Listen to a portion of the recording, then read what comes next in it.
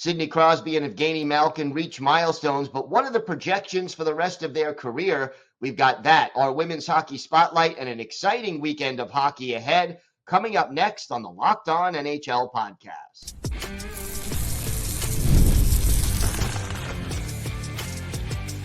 You're Locked On NHL, your daily podcast on the National Hockey League. Part of the Locked On Podcast Network, your team every day. Welcome, everybody, to the Friday edition of the Locked On NHL podcast, part of the Locked On Podcast Network, your team every day.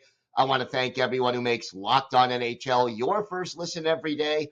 Don't forget to subscribe on YouTube or wherever you get your podcasts so you can get new episodes as soon as they drop.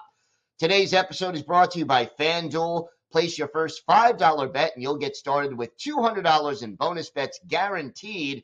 Visit FanDuel.com to get started. I'm Gil Martin from Locked On Islanders. I'm here every Friday with Rachel Donner of Locked On Flyers. Happy Friday, Rachel.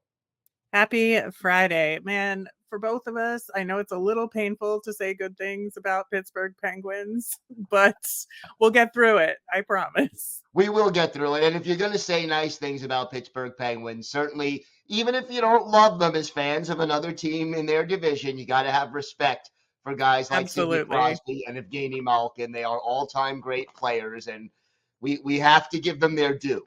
100%. So before we get to Sidney Crosby and Evgeni Malkin, let's talk a little bit about a little milestone for the one and only Luke Schenn, 1,000th game of his career.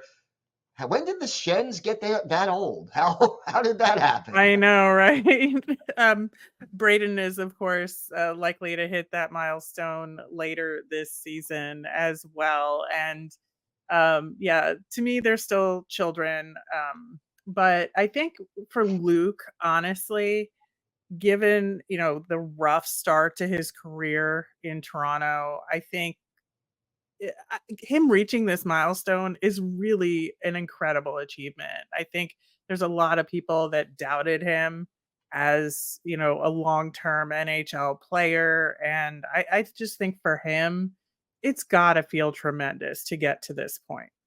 It really does. And, here is a guy who, as you said, started off slowly and yet found his game, found his identity, and established himself as a bona fide, solid NHL defenseman. He's been with a lot of teams over the years and now gets the honor of the 1,000th game in Nashville. Yeah, as Flyers fans will recall, we will never live down the Luke Schenn trade 1-for-1. So yeah, that's true. And so congratulations to Luke Schenn on reaching that milestone. And, another team I wanted to mention, the Tampa Bay Lightning, really off to a great start, and they score a comeback win over the Vegas Golden Knights last night, and Nikita Kucherov scoring in the final minute to give them the regulation win. And Tampa Bay 3-0-0 on the young season right now. Yeah, I think, people are underestimating them a little bit this season, or did to start the season. And I'll cop to it. I'm one of those people. I just felt like there were too many changes, that it was going to take them a while to figure things out this season. And, losing Stamkos was a big deal. And I just figured they would get there, but it would take them a little while. Nope, they hit the ground running, and could not be more thrilled for them. Yeah, no doubt. And of course, getting 6 goals in the first 3 games by Nikita Kucherov never hurts. I mean, talk about not at all. Start. Kucherov, one of the best players in the league. And people, when they talk about the best players in the league, obviously the names of Sidney Crosby and Evgeni Malkin, they come up, and some major milestones for both of those players. And congratulations to them. Your thoughts on let's start with Malkin first. Malkin ends up with his 500th NHL goal. He did it in 1,150 games. This is his 19th season, all with the Penguins. Just talk about his legacy so far. Yeah, I think for Malkin, he's had some injury woes over the years, right? And so for him to reach this milestone, I think is in some ways a little bit more special than the Crosby one, in my opinion, just because I feel like he's had to work through it. Now, Crosby has had his injury woes himself, but I feel like with Malkin, he's always been kind of like the wingman or like the second fiddle in this dynamic. And so for him to have such an incredible achievement, and even when it happened in the same game, Crosby himself was even like, no, we're talking about Gino today, right? Right. So I feel like, and you look at the balance of goals to assists, 500 goals, 807 assists in his career. That's an incredible scoring touch. You'll see a lot of guys that have, a lot fewer goals, a lot more assists, in terms of the ratio. He's, just above even on plus minus for his career. And, he's under contract through 25-26, so he'll be a UFA at 39. But, at this ripe old age, he's tied with Artemi Panarin for the league's, scoring this season so far. Now, early days, totally understand, but 11 points in 5 games, 2 goals and 9 assists. Like, pretty remarkable for an old guy, as they say. Not a bad start, right? I mean, unbelievable and just so consistent over the course of his career. And, maybe, how do you take into consideration the presence of Sidney Crosby helping Evgeni Malkin and vice versa? Yeah, I think it is interesting because I think that they have shouldered 2 different burdens here on the Penguins. They've both, obviously spent their whole careers there, and they were part of a rise for the Penguins and, the Stanley Cups and everything that went with that. And now they're also part of this crossroads for this team. And the fact that they have chosen to stick with this team at this crossroads is a really fascinating thing. And they could have, banded up together and gone elsewhere. They could have gone their separate ways. They could have tried to negotiate for even more money because they are worth more than they are being paid. Let's be real here. And so I really feel like, they are inseparable in the history of the Pittsburgh Penguins here. Yeah, no doubt. And is there actually loyalty here? I mean, is there loyalty somewhere in sports? Yeah. It's impressive. And they left their mark on the game of hockey, but big time they left their mark on the city of Pittsburgh and the Penguins organization. And, not only you mentioned, they were the reason in a large part to the Stanley Cup winning teams. And now they are a part, as you said, of this sort of crossroads period for the team.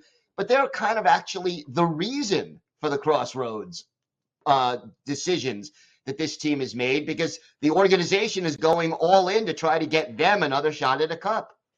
Yeah, that they are continuing to be the backbone of this team that they're being built around still, in their mid-late 30s. I mean, that is absolutely wild in professional sports to me. Yeah. You get an NFL quarterback that's old, but you have everybody else around them who are young, right? So it's a whole different ball game here. And I think that it's pretty it's a huge challenge in Pittsburgh to do this.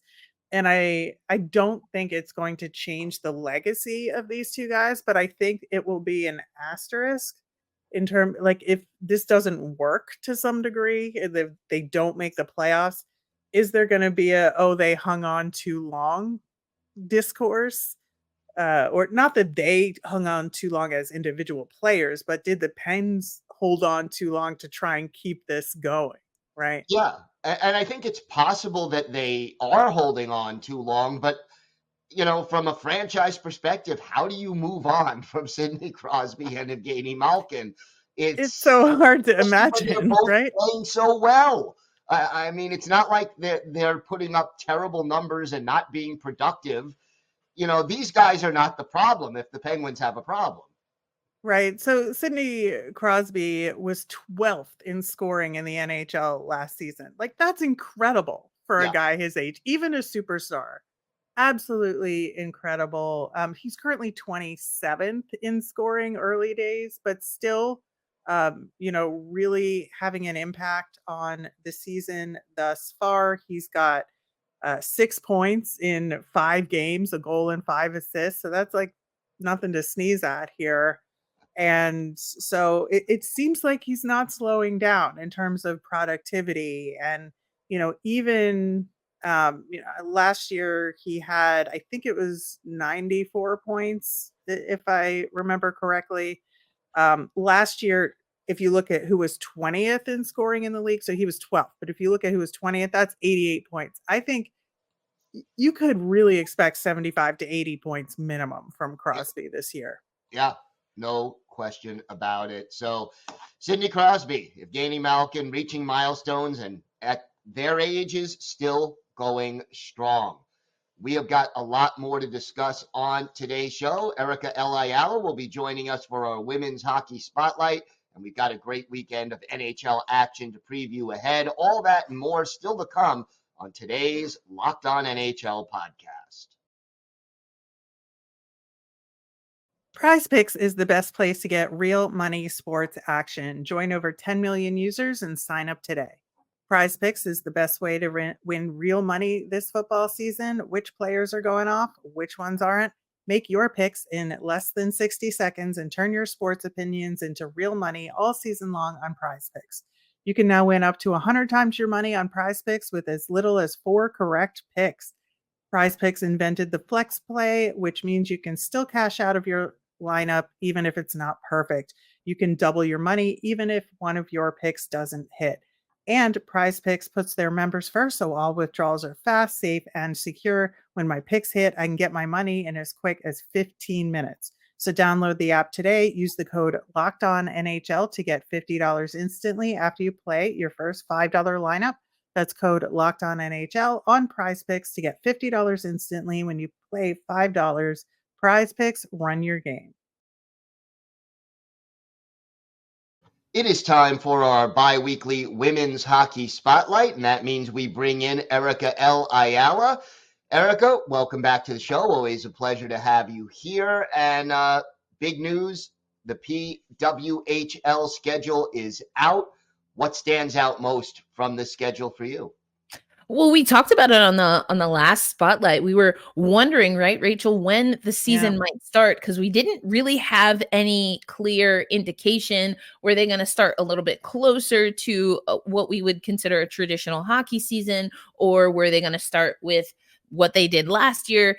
I guess we got the answer. It's a little bit in the middle. Yeah. Yep. So things will kick off for the PWHL Saturday, November 30th.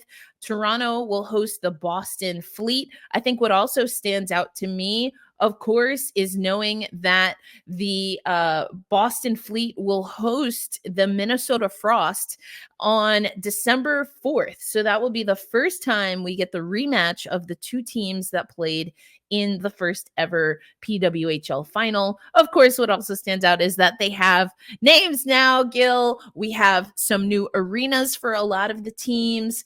And I'm really excited to see what this means for year 2, especially because a lot was made, Rachel, about attendance last season. Yeah. First off, the Boston Fleet, they exist. Interesting. That's an if you know women's NWSL. soccer, you know where Rachel's going with that. Oh dear, what a nightmare of a rollout that was. I know. At any rate, yeah, I think it is really good that they're getting started earlier than maybe some people expected, at the tail end of November. The schedule also has some complexities, as women's hockey schedules have traditionally done, because they build themselves around international breaks. And I think, the Four Nations Cup and the Olympics participation on the NHL side aside, I think that it is interesting that this league is still wrapping itself around international breaks. And at what point is the balance of power going to change here? And I just think that's something to keep an eye on. But for now, the schedule still takes that into consideration. Yeah, I think that's an interesting point that you bring up because actually, in the league that a lot of people consider, Gil, to be kind of the premier, the gold star on the women's side, the WNBA, who's in the throes of its finals right now, they haven't quite figured that out either.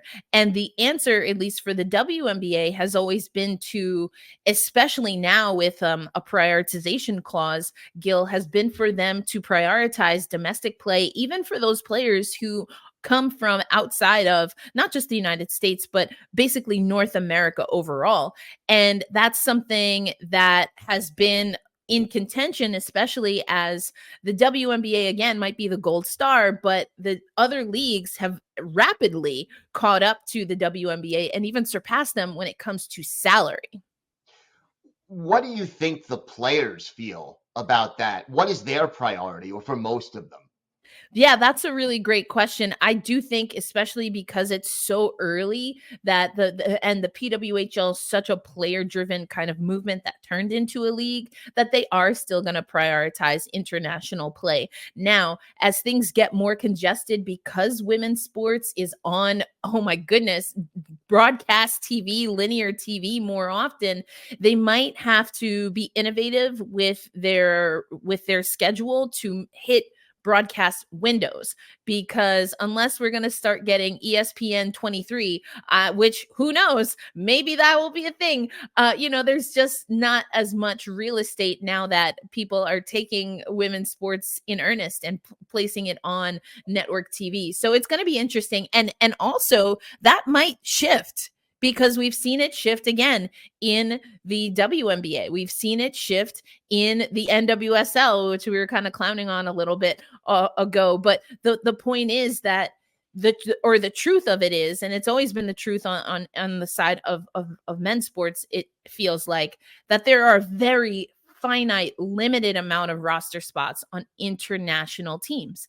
And if you are having an ongoing product and that product stops with an international window and not what is happening domestically, eventually that could be a problem. Now, I don't think it's going to be an issue right now, but something to keep an eye on, because again, we've seen that the tides have shifted pretty significantly in the last handful of years, and always something to keep an eye out on. But, another thing that we want to talk about, speaking about the start to the season and international play, we have an international player in Natalie Spooner, who unfortunately had such a great season last year, gets injured deep into the playoffs.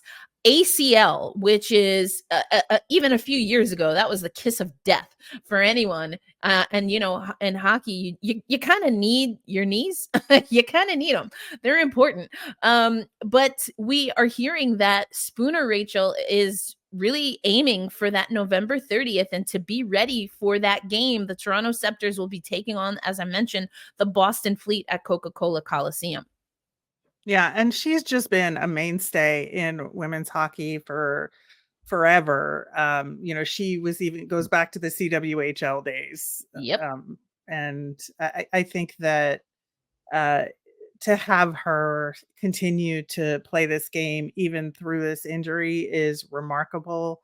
She goes back to the Toronto Furies, and to have her play for the Toronto Scepters in the PWHL, it continues her legacy in Toronto, and as sort of a really important bridge between kind of old women's hockey and the new women's hockey. Sure. And so I think it's really remarkable, and I think it's important that she be given a shot to really get back into it this year. Yeah, it's going to be interesting to see if she's able to keep up with that timeline. As you mentioned, Natalie Spooner, among so many others, just been a pioneer of women's hockey. We have seen a lot of pioneers, especially with the turnover that happened in women's hockey, like a Madison Packer, a camp invite, not added I just don't know what it's going to take for, I almost said PWHL New York, but they are the Sirens now. I'm very curious to see, Jillian Dempsey also got a little bit lost in the sauce in PWHL, and also didn't end up in Boston, who everyone was very surprised by that. Right. So a player like Spooner, we know Hillary Knight, of course, Kendall Coyne-Schofield, Elise Steckline, those players are really carrying the banner. And what also is important, to the point, Gil, you and I were talking about, is that they're also international players. So it's interesting, just going back to that point, this league right now, at least, is definitely skewing towards international names. So that leads me to believe that, at least for now, they're going to stick with kind of dancing around the international calendar. Yeah, I think the interesting turning point could be, is the IIHF going to change when women's worlds are in the spring and push it a little later the way that men's worlds are, so that players can play a complete season without taking a 3-week break and coming back for like a week or two of games and then the playoffs. Like, that is a really difficult kind of calendar to maintain. So that's the question I'm going to ask moving forward. Would you prefer that they do it before Men's World simultaneously with, or after? I'm not saying it should have anything to do with Men's Worlds. I'm saying before the end. It should happen at the end of the PWHL season rather than during it. Right. Right. Yeah. And I think it will also be an interesting conversation, again, one that we're having across women's sports, across sports overall. What is the true saturation between, dedicated NHL fans and PWHL fans? What does that look like? And, then there's, of course, football, because everyone has to worry about football. Nobody can ever dare to play when football plays. So, of course, I am being sarcastic, facetious, whatever, all of the things, sassy. But, another thing, and I think we maybe talked about this because I had a conversation with Jana Hefford, and we were able to chat about some of the things regarding the rule book. And as the PWHL maybe experiments, talking once again about international hockey, with how contact is going to go, especially checking open ice, checking things of that nature, body checking. And one of the things that Jana told me in that conversation, I guess almost a year ago now, is that they wanted to be able to create pathways for former women's ice hockey players into officiating that then could also open up roles for them in the PWHL. And so we have an announcement of not just the officiating roster, which is going to see 38 women and 27 men overall, but also, a little bit more of a development for these officials. There is going to be a officials camp that will happen at the end of in Denver, I should say. And this is something, again, that Jana Hefford talked to me about. And so to see it coming to fruition, they couldn't quite get it together for that first season, but it was definitely something that Jana wanted to talk about. And officiating, as we know, Gil, is something that people are always going to have an opinion about. No. But I know, right? So wild. But I like this idea, Gil, of being able to have all of the officials come together, not only to provide development and pathways for those moving forward, but quite honestly, to get some of the folks, especially who are not familiar with women's hockey, on board with what, again, body contact looks like in this league. Yeah, and that's important. You got to set a standard, and it has to be as uniform as possible across the league. If you get all the officials more or less on the same page, that creates a consistent product. It makes a lot of sense. Yeah, for sure. And I mean, Rachel, I think as we continue to see women's hockey grow, and a lot of people putting a lot of faith in the PWHL, that this can be the league with staying power, I wonder also how this impacts how we see women rising in the ranks in other areas of hockey overall. Of course, Jessica Campbell is with the Seattle Kraken now as a full-time bench boss, came up with Disco Dan Bilesma and his staff. But, are we going to be able to see officials at the NHL level? Are there other roles where we still haven't had women be able to occupy those spaces where maybe things like this and the PWHL continuing to create these opportunities then, trickles into other areas of the sport? Erica, I know you'll have your finger on the pulse of that as the season gets closer.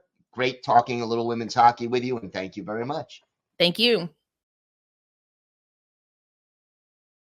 Today's episode is brought to you by your friends at FanDuel. Hey, NFL fans, you could start the season with a big return on FanDuel, America's #1 sports book. So when you get a hunch in the middle of the game, you could check the latest stats, view live, play-by-play, and so much more, all on the same page where you place your bets. You'll get started with $200 in bonus bets guaranteed when you place your first $5 bet, and October is my favorite month on the sports calendar. So many great things to check out on FanDuel. You've got the baseball playoffs, college and pro football. Hockey is back and in full swing. Check out the latest odds for your favorite team on FanDuel. Again, you get started with $200 in bonus bets guaranteed when you place your first $5 bet. That's FanDuel.com. FanDuel, America's #1 sportsbook. Some of the best concerts of the year take place in the fall, and it's my favorite time to head to a show. Gametime has a new feature called Gametime Picks that makes getting tickets for your favorite live events even easier. Gametime Picks filters out the fluff to show you only the incredible deals on great seats they have, so you don't have to waste time searching through thousands of tickets. My favorite part of the Gametime app is that it's great for getting notified about last-minute deals and super deals, so you know you're getting the best bang for your buck. Best of all, they have all-in pricing, so there's no surprise fees at checkout when you activate the feature. Also, your tickets are sent directly to your phone, so you never have to dig through email. Download the Gametime app, create an account, and use the code LOCKEDONNHL for $20 off your first purchase. Terms apply. Again, create an account and redeem with the code LOCKEDONNHL for $20 off. Download Gametime today. What time is it? Game time. So we have a busy weekend of hockey coming up as usual this time of year, mostly Saturday games on the schedule, but a couple of games to take note of on Friday. Big Metropolitan Division matchup, Carolina in Pittsburgh.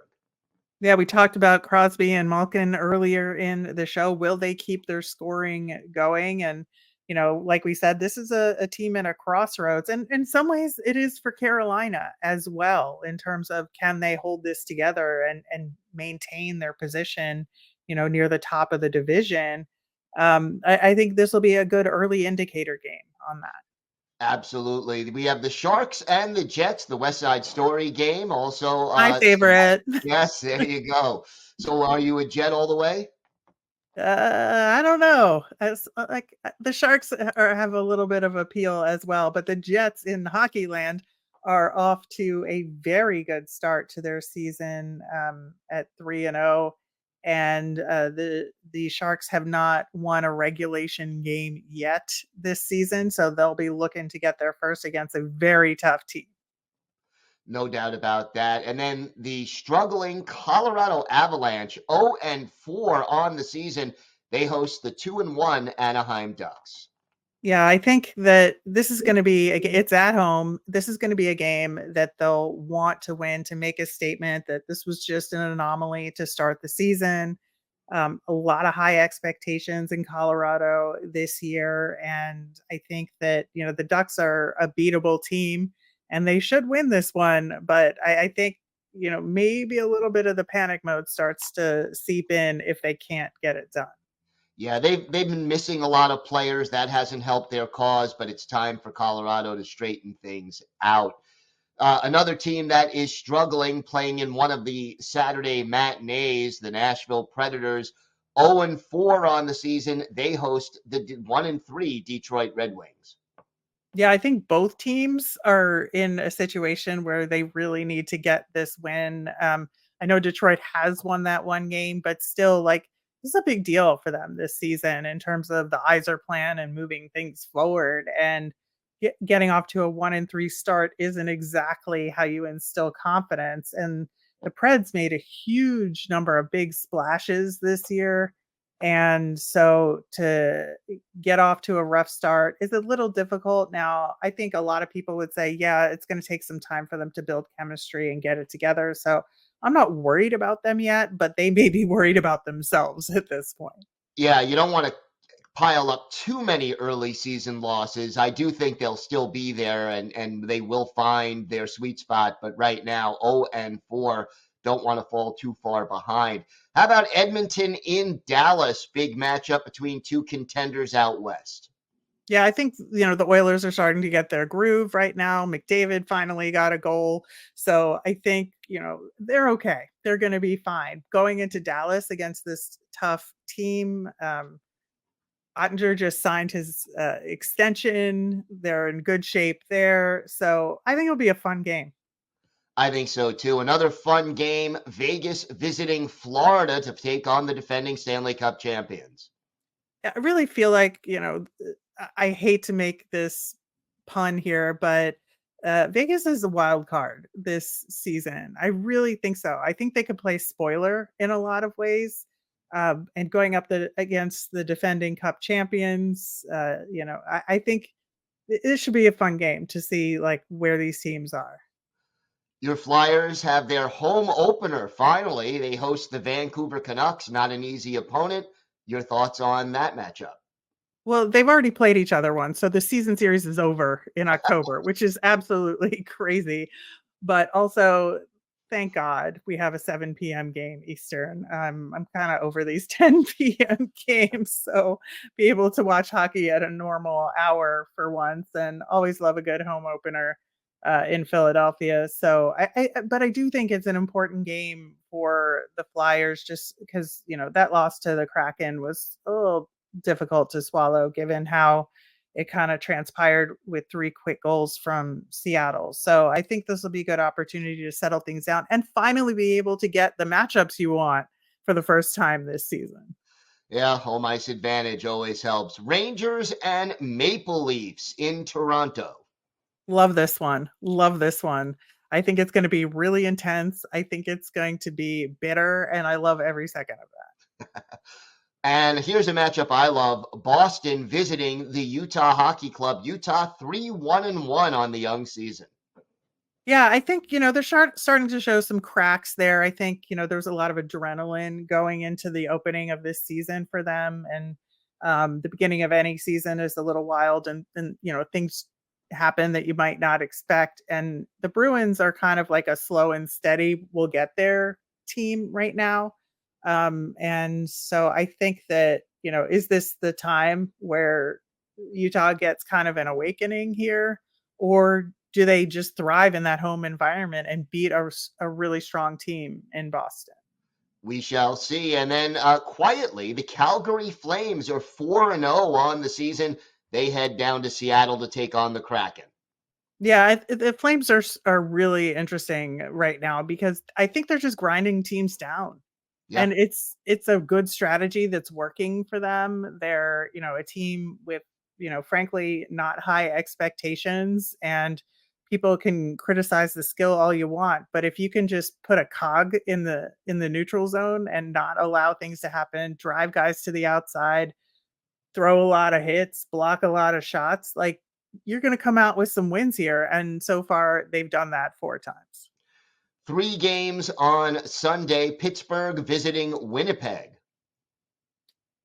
Yeah, I think, it'll depend on how these teams do earlier in the weekend. But I think that this is kind of a tale of 2 cities here with the Jets, looking to maintain what they did last season, and the Pens trying to get back into that kind of form.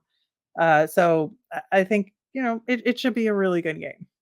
And then the last game of the weekend, the Battle of Southern California, the Kings visiting the Ducks. That's always a good time. I've been to one of those games in LA, and it is a lot of fun. So looking forward to that one as well. Yeah, always love those local rivalry games. They are always exciting.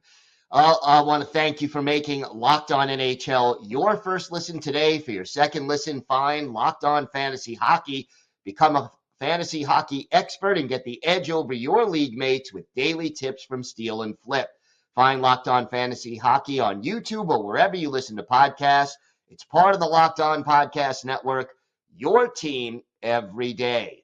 That's going to do it for us. I will be back on Monday interviewing 3 of our local hosts with the biggest stories from around the league. And don't forget, you can find Locked On NHL every weekday, Monday through Friday, right here on the Locked On Podcast Network. Have a great weekend, everybody. Stay safe. And thanks for listening to and watching the Locked On NHL Podcast.